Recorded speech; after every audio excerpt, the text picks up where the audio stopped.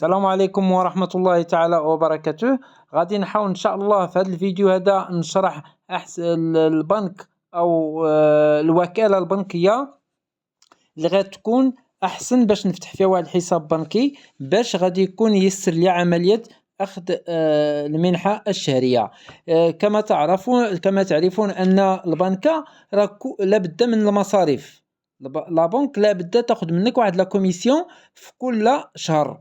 هاد لا كوميسيون هذه تختلف من بنكة لبنكة، غير هما الاختلافات فين تيكونوا في الاختلافات في بعض الامتيازات، وكاينين وكالات بنكية اللي ما تتكونش فيها هاد الامتيازات.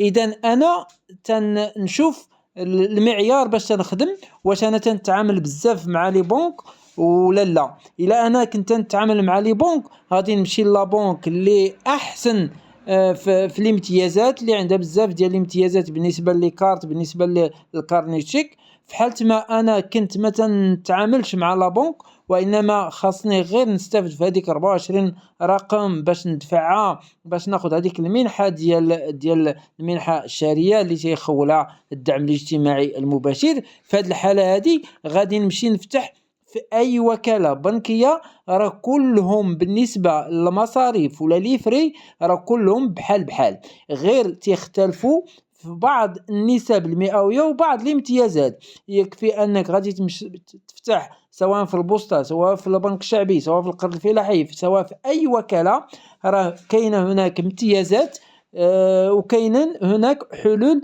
في حالة ما إلا أنت تتغض النظر على هذوك الامتيازات اللي تتمنحها البنكة الوكلاء ديالها.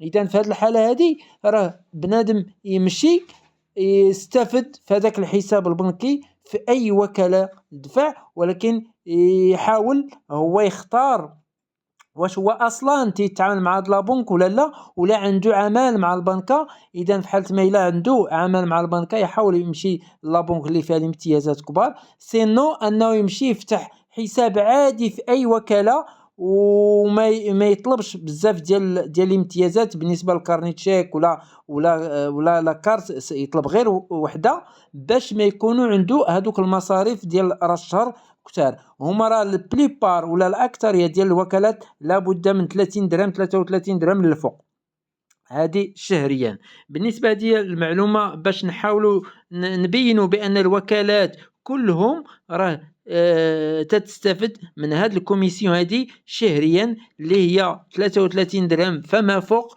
تختلف هذه النسبة من بنكة لبنكة حسب الامتيازات ديالها. إذا هذا هو المعلومة اللي حبيت نقول نوريكم اليوم. إن شاء الله غدا بفيديو آخر معلومة جديدة. يلا بسلامة عليكم، شكرا لكم.